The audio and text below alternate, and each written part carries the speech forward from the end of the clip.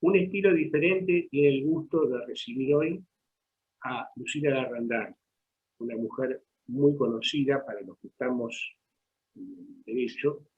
La doctora Larrandán se ha jubilado de su cargo de juez del Tribunal Oral número 1 de San Martín. Hablar de San Martín es hablar de una historia, casi de una escuela, pero además ha sido directora del Departamento de Derecho Penal y Criminología de la Facultad de Derecho de la Universidad de Buenos Aires.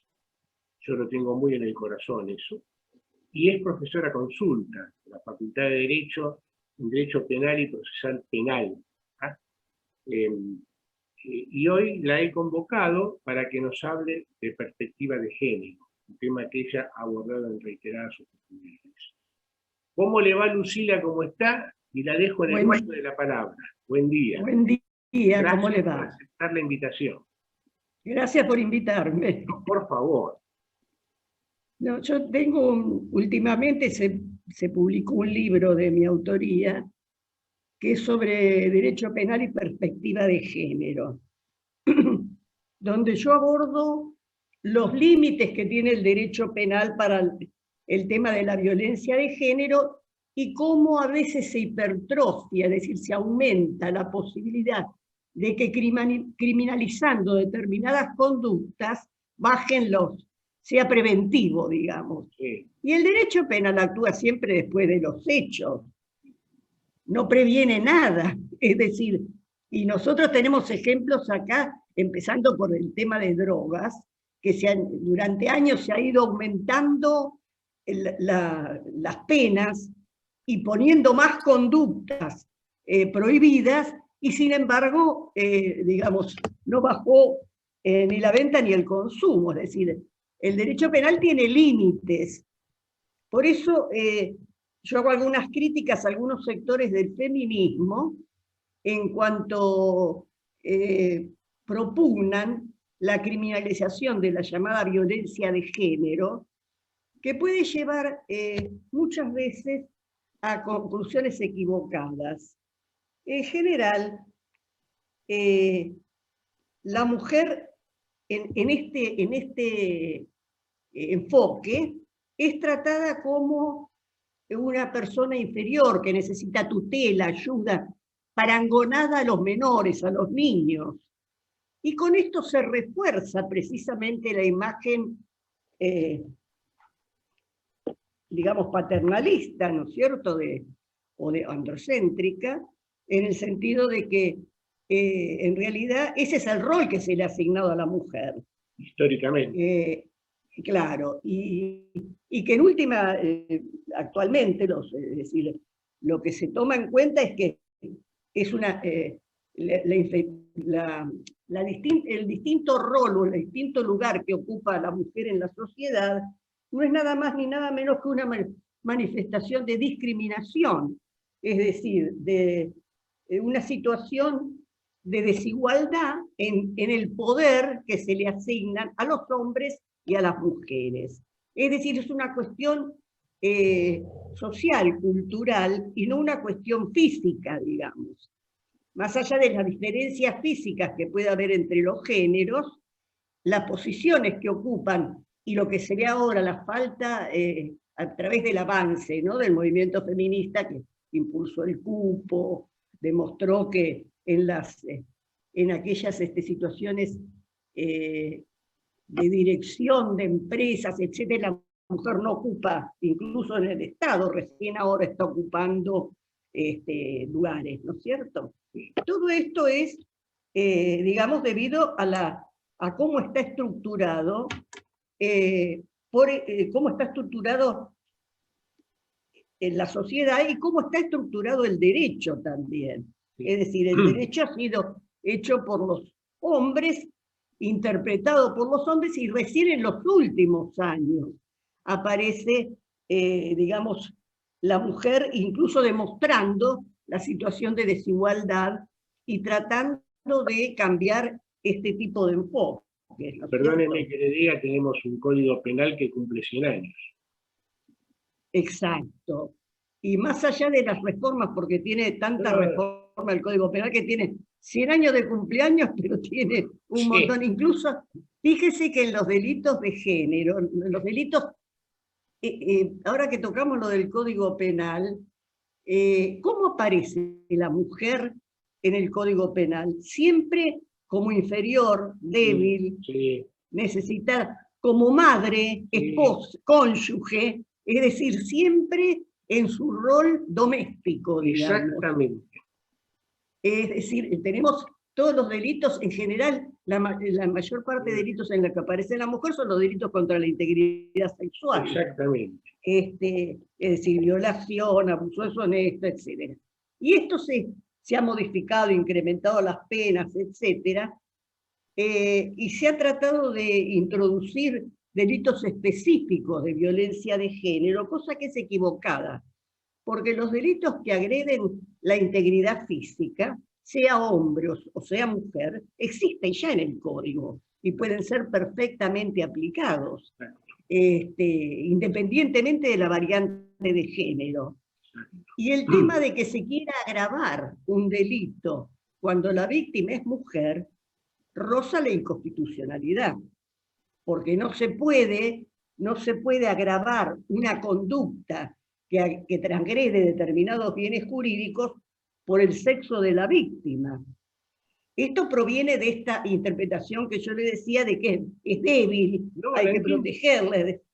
Entonces, digamos... No pienso en la lesión de todos grave. modos, exacto.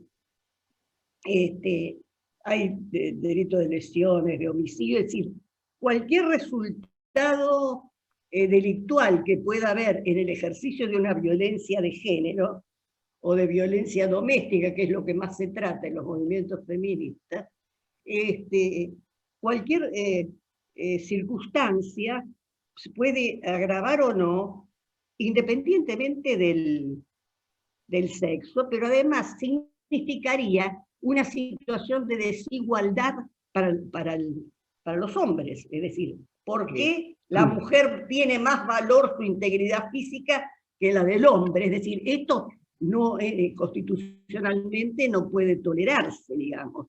Y además, que tampoco es solución, porque si dijéramos que criminalizando se soluciona el problema, pero si vemos que lo único que se ha incrementado son las denuncias, esto es bueno, porque en general la mujer no recurría ni recurre al sistema penal, porque muchas veces lo que busca es solucionar el conflicto, y el conflicto se soluciona antes de que aparezca un resultado delictivo, penal, ¿no es cierto? O sea, tiene que haber otros modos de abordaje para prevenir la violencia de género que no pasen precisamente por el derecho penal.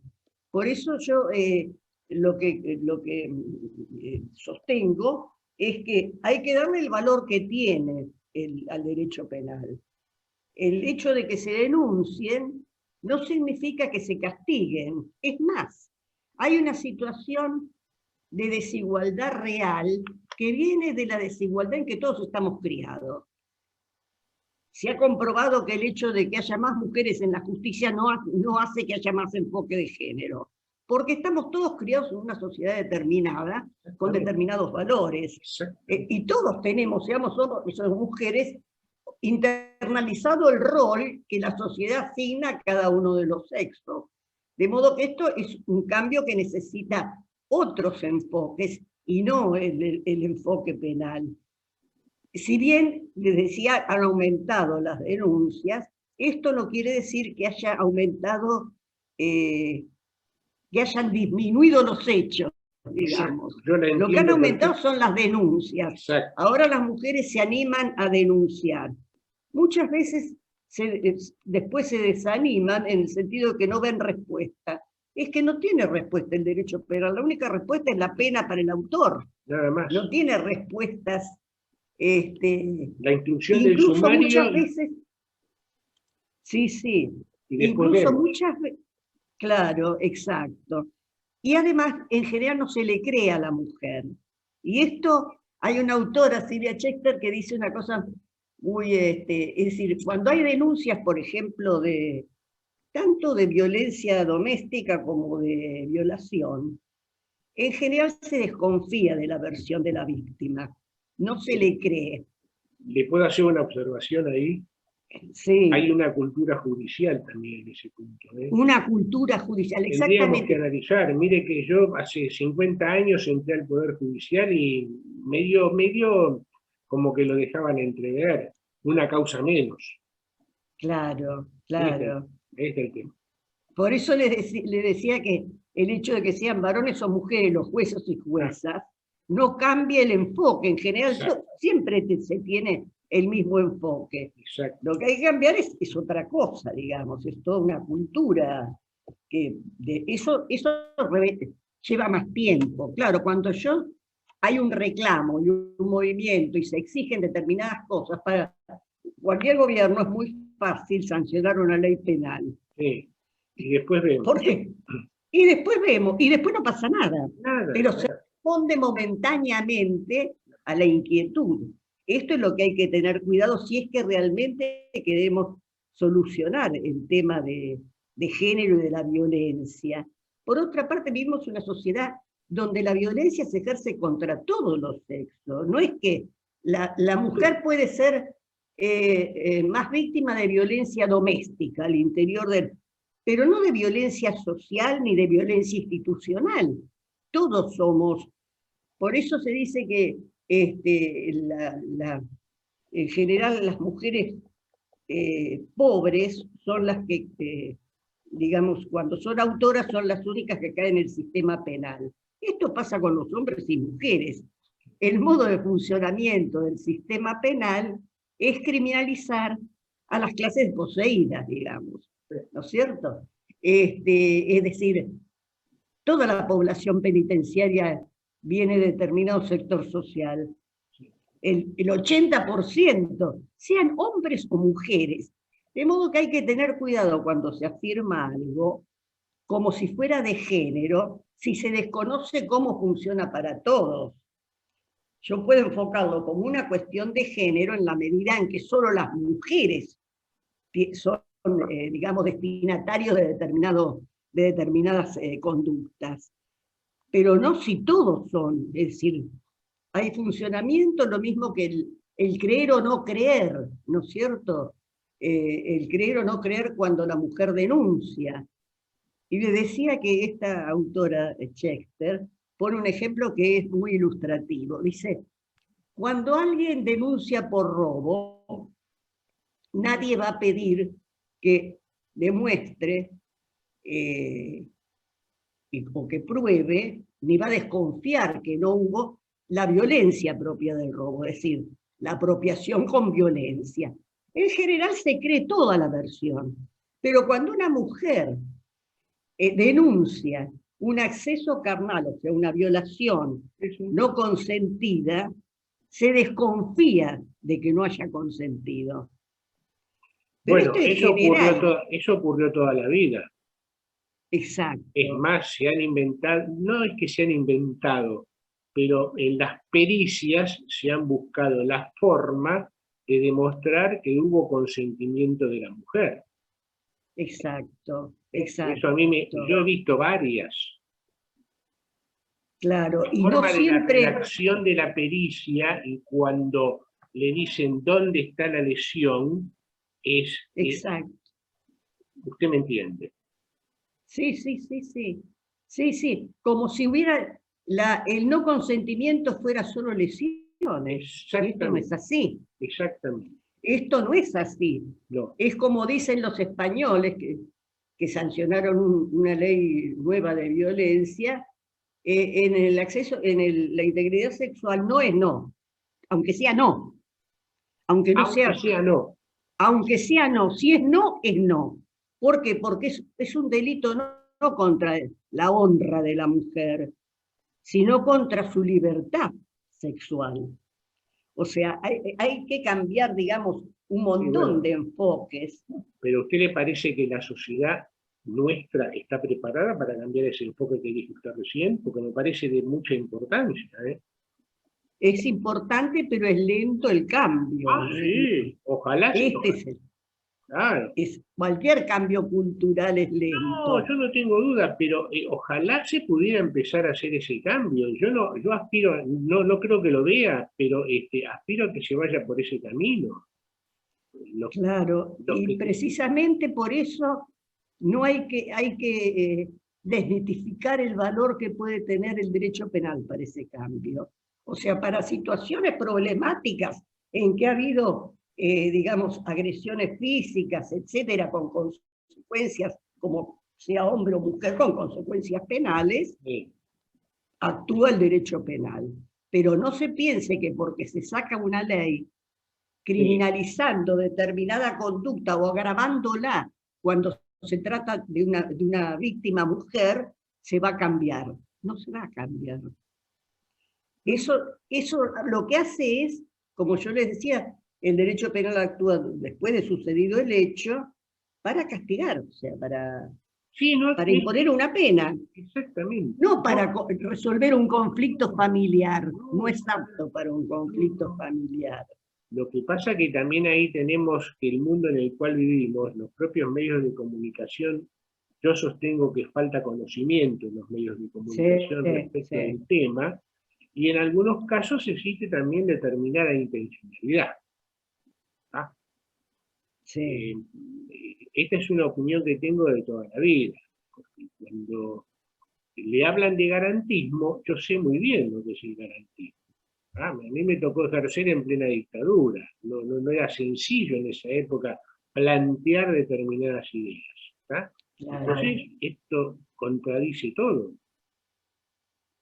Claro, no nos olvidemos que desde el 30 al 83 hubo continuidad en golpes de Estado. Sin duda, sin duda, O sea, sin duda y que sí. hubo un montón de años y generaciones donde, bueno, el Estado de Derecho no existía, digamos. No, para nada. Había Para que nada, tratar de defender algunos principios para que no fuera tan agresivo el sistema estatal, nada más. No nada se podía más, hacer nada más, nada digamos. más. ¿El libro ya está en librerías? Sí, sí, ¿Cómo se sí. llama? Se llama Derecho Penal y Perspectiva de Género. Perfecto. Y está editado por Hammurabi, Ah, una bueno. editorial, la editorial de Palma. ¿Y qué está preparando? ¿Y qué está? Está en ebook también, o Ajá, sea, está en papel y en ebook. bien. ¿Y qué está preparando en este momento? ¿Qué otro tema está preparando en este momento? Porque supongo que usted no se debe quedar tranquila para nada. No, además con esta cuarentena, Oh, uno sí, tiene, uno tiene tiempo sí, forzado, digamos, sí, con lo cual se aprovecha, digamos, se puede aprovechar. sí, yo me he metido en algunos líos también. Bueno, ¿por qué lo Estoy dejamos? escribiendo sobre autoría y delitos de lesa humanidad. Ajá, Eh, porque yo cuando estuve en el Tribunal Oral de San Martín, que nos tocó la causa de los hechos sucedidos Campo Marte. en el centro clandestino de Campo de Mayo, dicté varias sentencias y estudié el tema de la autoría y de la autoría mediata. Yo sostengo que son, salvo la junta de comandantes, que no podía ser removida por nadie ni sustituida por nadie, después no hay autores mediatos, son todos coautores. Es Sí, decir, el jefe del centro clandestino de detención, independientemente del cargo que tuviera, era coautor junto con los otros y con el autor directo, sí, sin duda. no Sí, era autor mediato. no. Ahí se O sea, discute la famosa cadena de mando. exacto, la cadena, Ahí se que discute la incluso cadena hay. de mando. Y entonces lo que yo hago es, primero, una parte sobre la autoría, el concepto de la autoría, y después una parte donde transcribo distintas sentencias de distintos tribunales del país, incluso con las propias palabras de las sentencias, para que se pueda comparar, digamos, los conceptos de autoría y participación en cada una de las sentencias.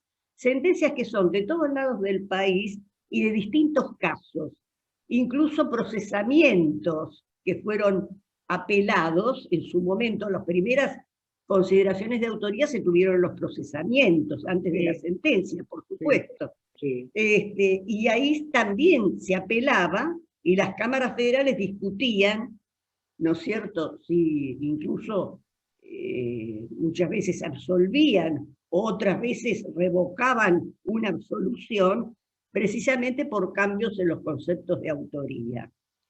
Y hay una predominancia bastante grande, salvo en el último tiempo, de aplicar la teoría de Roxy de autores inmediatos para todos, incluso para toda la cadena, desde el comandante en jefe del ejército hasta el autor directo, que tampoco, aplicando la teoría de Roxy. Bueno, ahí, ahora no voy a hablar de eso, pero... No, ahí, la voy a invitar para otro programa, pero yo le digo una cosa. Yo esto lo he discutido en 1980 con el propio Raúl Alfonsín en Rosario, en la sede del comité de la UCR en Paraguay 350. ¿Tá? Y él sostenía que el juicio a las juntas se debía hacer solamente a los que integraban la junta. Eran los autores de todo. Claro, los que podían ser autores mediatos, digamos, Sí, y fueron sí. condenados como autores mediatos. Pero por supuesto que fueron condenados por autores mediatos, pero él sacaba todo lo de abajo, lo sacaba. Este es el problema. Claro, la discusión vino después, cuando empiezan a investigarse, digamos, toda la cadena hasta llegar al autor directo, que es fácil, al autor directo, al que llevó a cabo la conducta, es fácil decir, este es autor. Sí, el tema es los que están detrás. Claro. ¿Qué son autores directos, coautores, autores mediatos? Claro. Estas son las preguntas. Pero a ver, yo he leído en su currículum que usted ha sido abogada, creo que en representación del CES en la CONADEP. O sea, usted conoce el tema. Bueno, sí. A mí me ha tocado sufrirlo en el ejercicio de la profesión. Yo empecé a ejercer en marzo de 1976. Por lo tanto, yo tenía algún detenido por un robo común, un pirata del asfalto en el Pozo Amplio. Conozco bien. Claro. Sin embargo, por más que querían esquivarlo el tema, solamente entendían que correspondía jugar a las juntas, se sabía perfectamente que no era así. Claro. Esto es claro.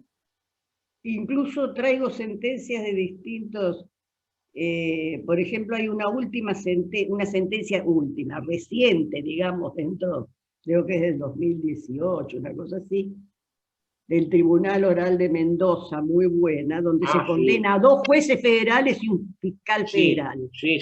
O sea, abarca lo que yo digo, los participantes judiciales, digamos, la participación del Poder Judicial. El caso de Amílcar, no, el caso del doctor Bruce en Santa Fe. Claro, exactamente. Hay pocos, eso, pero hay, el de Santa Fe, pero sentencia confirmada está la de Mendoza. La de Mendoza, perfecto. Sí. La voy a invitar la próxima vez para que me hable de eso y que me hable de la sentencia, porque a mí me interesa mucho ese tema. Yo lo he seguido toda la vida, he leído todo lo que he podido y he estado al tanto, pero la quisiera invitar para que redondeemos el tema de los delitos de lesa humanidad y la autoría, porque a mí es un tema que me interesa mucho, la autoría. La autoría abarca todo el proceso penal. Claro. Y eso, en general, las sentencias y los casos de lesa humanidad han sido muy publicitados, pero poco tratados por la dogmática. Sí, eso es lo que me doy cuenta. Claro. Le hemos dado mucha manija, hablando en buen criollo, pero no hemos analizado a fondo todo lo que dicen esos fallos. ¿Tá? Claro. Doctora, ha sido un gusto. Primero conocerlo, bueno, segundo escuchar. Le agradezco mucho. Por favor, voy a estar en contacto con usted y en un tiempo la voy a volver a invitar porque quiero tocar el tema específico de la autoría de los delitos de lesa humanidad. Muy bien, ¿cómo no? Muchísimas gracias. Por ahí ya, para esa fecha ya está publicado el libro, porque yo lo he entregado a la editorial. Bueno, si estuviera publicado el libro mejor, porque de paso, aunque la gente que yo tengo no sea mucho, voy ampliando de a poco, se entere de que el libro existe y lo puedan ir a comprar. Bueno. ¿Tá? Doctora, bien. muchísimas gracias por su gentileza de haberme atendido. No, hasta luego, gracias a Hasta usted, luego, hasta hasta muy pronto. prontito. Muchas gracias. Hasta luego. Hasta luego.